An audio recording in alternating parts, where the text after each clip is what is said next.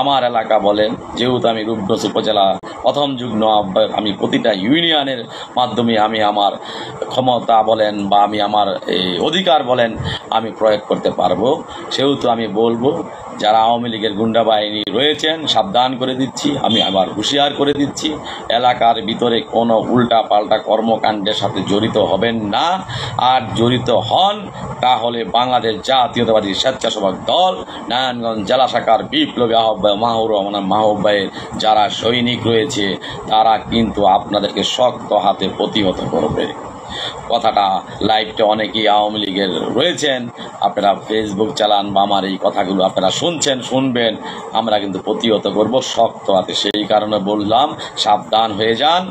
এলাকায় এসেছেন, ঘোরাফেরা করছেন, এমন ঘোরাফেরা করবেন না যে ঘোরাফেরায় নাকি আপনার নিজের বিপদ নিজে ডেকে এনেছে। কারণ অতীতে আমরা কিন্তু একটা চায়ের দোকানে বসে চাও খেতে পারিনি, 1 সেকেন্ডের জন্য বাড়িতে আসতে পারিনি, মায়ের মুখ পর্যন্ত দেখতে পারিনি, সন্তানের মুখ পর্যন্ত দেখতে পারিনি। এলাকায় আসার পরেও ভয় কাজ করতো, কয়েক মিনিট থাকতে পারিনি। আজকে আপনারা এলাকার বাইরে চলে গিয়েছেন, 18 মাস 7 মাসও হয়নি, অস্থির হয়ে গিয়েছেন। আমি রাসেল বলতে পারবো 2014 সালের আগে 2 বছর আগে এলাকা ছাড়া হয়ে গিয়েছে। 2018 তো সেম, 7ও সেম, আসতে পারেনি, বরং চায়ের দোকানে বসে চা খেতে পারেনি। 2 জন ব্যক্তি নিয়ে চায়ের দোকানে চা খেলেও প্রবলেম হতো, আপনাদের সমস্যা হতো, কি জানি করে ফেলতাম, ভয় ছিল। সেই কারণে বলছি, আপনারা এলাকার ভিতরে এসেছেন, ঘরের ভিতরে বসে থাকুন। চায়ের দোকানে বসে উল্টা পাল্টা কথা বলবেন আর আপনার শুনে চুপ করে বসে থাকবো, সেটা কিন্তু হবে না। আর 1 দিন 2 দিনে যারা মিছিল মিটিংয়ে গিয়ে নিজেকে বড় বড় বিএমপি মনে করেন, তাদেরকে বলছি আপনারা আর ওই আওয়ামী লীগের দোসররা 1 দিন আর 2 দিনের মিছিলে গিয়ে, আগে আওয়ামী লীগের মিছিলে যেমন 2-1টা গিয়ে নিজের জীবন বাঁচিয়েছেন, সেম কাজ আপনারা এক শ্রেণীর লোক রয়েছে, আওয়ামী লীগের মিছিলও গিয়েছে, এখন বিএনপির মিছিলও যাচ্ছে নিজেকে বাঁচানোর জন্য। আমরা সবই দেখছি। সময় মতন সিনিয়র নেতারা যখন নাকি আমাদের নির্দেশ দিবেন, আমরা সেই জবাবটা কিন্তু আপনাদেরকে অবশ্যই দিব ইনশাল্লাহ। আমাদের সাথে যুক্ত হয়েছেন ইতিমধ্যে, আমি দেখতে পাচ্ছি বাংলাদেশ জাতীয়তাবাদী স্বেচ্ছাসেবক দল নারায়ণগঞ্জ জেলা শাখার সাবেক নাট্য বিষয়ক সম্পাদক ইয়াসিন এবং চনপাড়া ইউনিয়ন স্বেচ্ছাসেবক দলের অন্যতম নেতা, চনপাড়া ইউনিয়ন স্বেচ্ছাসেবক দলের আগামী দিনের ভবিষ্যৎ ইয়াসিন মাহমুদ আমাদের সাথে যুক্ত হয়েছে। রূপগঞ্জ উপজেলা স্বেচ্ছাসেবক দলের পক্ষ থেকে শুভেচ্ছা এবং অভিনন্দন জানাচ্ছি। যাই হোক ভাইও, যারা আমার লাইভটা দেখেছেন, শ্রদ্ধাভাজন বড় ভাই, রাজপথের সহযোদ্ধা এবং ছোট ভাই, সর্বোপরি সকলকে বলছি, যারা নাকি আমরা বাংলাদেশ জাতীয়তাবাদী দলের পরিবার রয়েছি, এই আওয়ামী লীগের সন্ত্রাসী বাহিনীদের কোনোভাবেই ছাড় দেওয়া যাবে না। যেখানেই দেখবেন তাদের এই একটু প্রচারণা বা 2-4 জন বসে কথাবার্তা যাই বলছেন না কেন, তাদেরকে প্রতিহত করতে। আমাদের যেমন একসাথে বসে চা খেতে দেয় নেই, তাদেরকে দেওয়া যাবে না।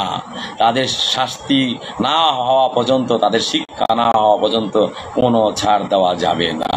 আজকে যদি আপনি যদি ছাড় দেই, তাহলে কিন্তু এই যে আমরা বাড়িতে আসতে পারিনি, আমরা চায়ের দোকানে বসে চা খেতে পারিনি, আমরা যে আমার মায়ের মুখ দেখতে পারিনি, নিজের সন্তানের মুখ দেখতে পারিনি, নিজের বাড়ি থাকা সত্ত্বেও নিজের বাড়িতে ঘুমাতে পারিনি, তারা কিন্তু সেই কষ্ট, সেই বেদনা তারা বুঝবে না। কারণ কেন বুঝবে? আমরা তো তাদের ছাড় দিচ্ছি। আবার 1 শ্রেণীর বিএনপি নেতাকর্মী রয়েছে, পেটির টাকা খেয়ে তাদেরকে শেল্টার দিচ্ছে, এলাকায় ঘুরছে সুন্দর দিব্যি, যেমন মনে হয় তারাই বিএনপি করেছে, আমরা আওয়ামী লীগ করেছি, এমন মনে হচ্ছে। সাবধান করে দিচ্ছি, যারাই শেল্টার দেখ না কেন, আমি বলেন, আমার মতন অসংখ্য রাসেল এই থানা বলেন না জেলা বলেন বাংলাদেশে রয়েছে, কোনো ছাড় দিব না।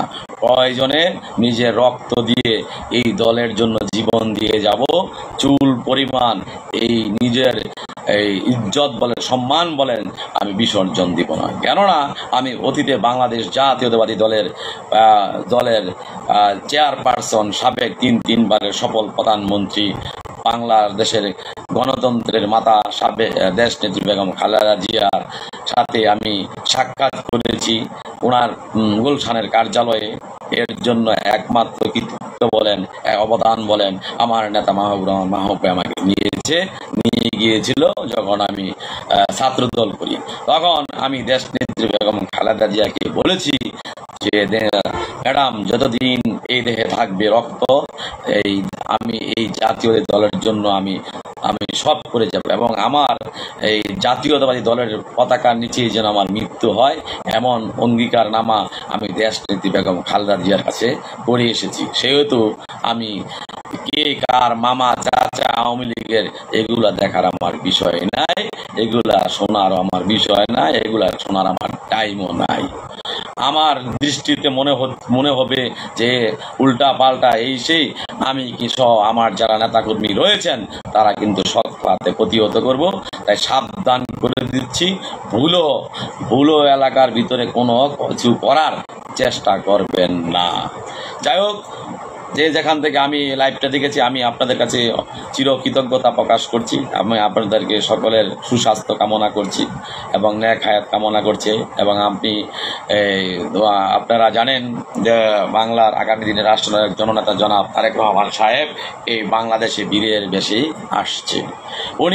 আমরা একটা স্লোগান দিয়েছি, উনি যখন এই স্বৈরাচার 111-এর সময় তো উনি যখন নাকি এই বিদেশে চলে গেলেন অত্যাচার সহায় না করতে পেরে, তো উনি এরপর থেকেই একটা স্লোগান উঠেছে বাংলাদেশে, তারেক রহমান বীরের বেশে আসবে ফিরে বাংলাদেশে। সেই তারেক রহমান সাহেব বীরের বেশে এই বাংলাদেশে আসবে। আর একজন চোরের মতন এই বাংলাদেশ থেকে পালিয়ে গিয়েছে, কতটা লজ্জাজনক। নিজের নেতাকর্মীদেরকে রেখে আওয়ামী লীগের নেতাকর্মীদেরকে বলবো যে আপনাদের তো আসলে এই আওয়ামী লীগ থেকে তোবা কেটে আপনারা এই রাজনীতি থেকে ইস্তফা দেন।